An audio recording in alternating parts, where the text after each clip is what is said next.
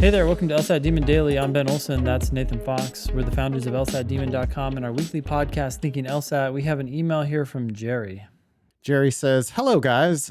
I am wrapping up a Master of Public Affairs degree this summer, and I've registered for the June LSAT. I currently work in local government and aim to pursue a law career in public interest. Specifically, I want to work for the Department of Labor, the EEOC. I'm a veteran from Texas, and I can have my law school tuition waived so long as I attend a public state school here. I may still have to incur loans for cost of living, though. I've read on Reddit that a federal gig can be just as difficult to break into as big law, and that my best chance would be to attend a top 14 school, or at the very least, a school in Washington, D.C. for the proximity and networking. I mean, University of Texas is sometimes in the top 14 and sometimes not in the top 14. But if they're not in the top 14, they're right outside the top 14. I got to think that there's a path to federal clerkships from UT. Should we check that real quick? Let's do it. I'll let you look it up while I read the rest of Jerry's email. Ben's going to go dig up some ABA employment for Texas, University of Texas.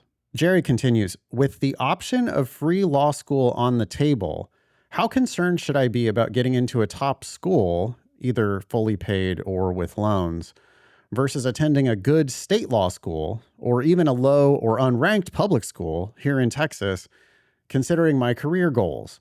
Should I focus more on the professors and staff members' backgrounds?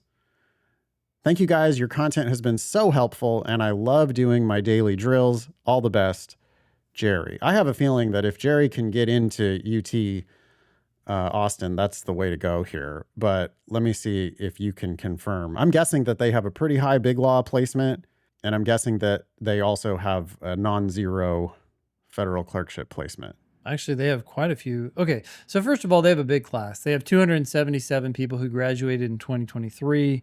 Okay. Of those, it looks like 114 of them went into big law. Yeah. Okay. So not quite half, but a decent chunk. But then 36 more went into federal clerkships. There you go. 29 went into public interest. I don't know what that entails exactly. But anyways, 36 plus the 114 gets you to 150. So that's over half are doing something prestigious. Sounds like a pretty good fit. Yeah. We have no idea what kind of candidate Jerry is. We don't have an LSAT or a GPA here, so I just don't know. But the best of both worlds for Jerry would be go to UT Austin and take advantage of your veterans benefits in the state of Texas. Yeah. And that's a great school that you could go to for free. And if you can't make it into federal clerkships there, I don't think you can make it to federal clerkships anywhere, really. Like, do you think Jerry's chances would be that much better at Georgetown, for example? Not with that. Over half the class going into big law. That's, yeah. Right. Yeah. And many of those people aren't going to be willing to move to DC or to do whatever it takes to get a federal clerk. Although there are federal courts in Texas too, right? Yeah, for sure. I guess if Jerry is like, no, I have to live and work in Washington, D.C., then maybe it might make more sense to go to a D.C. school. But boy, walking away from 6 figures of free law school tuition, I just don't see how walking away from these benefits makes much sense. Yeah, I guess if you get a counterpoint. Stipend, yeah, counterpoint, Jerry, it doesn't cost you anything, or it costs you very little relatively. It costs you very little to apply broadly. And if you apply broadly and there are DC schools that are willing to give you full ride plus stipend potentially, if it's Georgetown and if you determine that Georgetown does have a better chance of getting the federal clerkships that you're actually interested in, then maybe there's a case. But boy, turning down the free tuition at UT to go pay tuition at Georgetown, I don't see that making sense. Yeah. Also, you said a school in DC for the proximity and networking. I think the networking is largely going to be a result of your ability to get online and connect with people on LinkedIn. not necessarily the fact that you're in DC. And there's big federal law in Texas, Yeah. right? I mean, I don't know what the circuit court is there, but there's a big federal circuit court in Texas.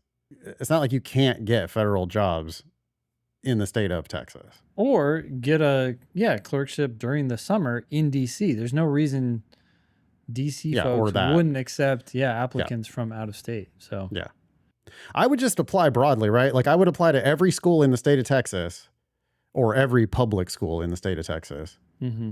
And then I would probably apply to a bunch of other schools just because, like, that just doesn't cost you anything. And who knows who comes through with a scholarship and or stipend. Could you tell, Ben, can you tell Jerry and our listeners how you looked up those employment stats? Because I think that's really important. Yeah, well, what I did today was I just Googled University of Texas Law School employment stats, and then it popped up. But if you don't find it that way, you can Google ABA required disclosures, and then one of the tabs is employment data.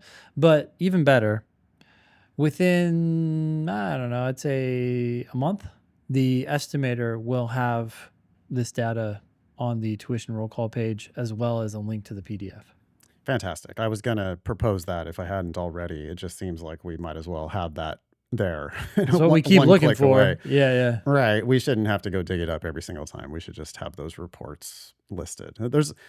People don't realize how much information there is publicly available, like mandated by the American Bar Association, mandated disclosure documents for these schools. And you should do that research, and you should look at those disclosure documents. Like, because consider the other side of this, right? Like if we were looking at some shitty school in Texas. Yeah. You go look at that report. Yep. And you'll see that almost no one goes into big law firms, and almost no one, or possibly actually no one, goes into federal clerkships from the lowest ranked law school. I guarantee that there's low ranked public law schools in the state of Texas that never ever send people, or very rarely send people to big law and federal clerkships. So only you, really, Jerry, and all the listeners, only you can determine whether the school you're going to go to is going to give you the opportunities that you want. But it is a matter of public record, so you can go do that research. Yeah. Thanks, Jerry. Email daily@lsatdemon.com if you would like to ask us a question or share some LSAT or law school admissions news. Thanks for listening.